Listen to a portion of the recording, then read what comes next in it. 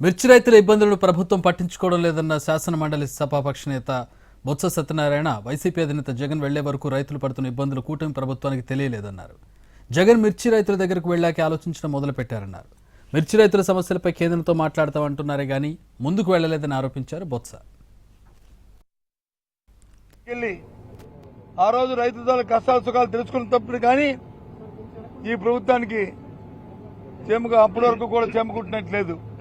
నమ్మకం నిలెత్తినట్టు అలా కూర్చున్నారు.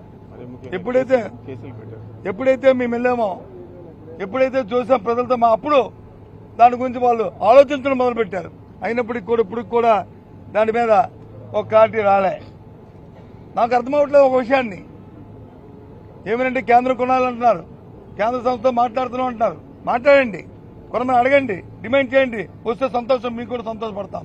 కానీ ఈ లోపు ఆ రైతుల్ని మీ దగ్గర సంస్థలను మార్కెట్ ద్వారా, మీ దగ్గర సంస్థల ద్వారా ఆ మిర్చిని కొనవలసిన అవసరం ఆవశ్యకత ఉన్నది, రైతులు ఆదుకోవాలని ఉన్నది మా డిమాండ్.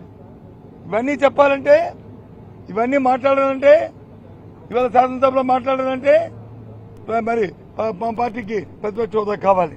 గుంటూరు వెళ్లి మిర్చియార్డుకి వెళ్లి ఆ రోజు రైతుల కష్టాల సుఖాలు తెలుసుకున్నప్పుడు కానీ ఈ ప్రభుత్వానికి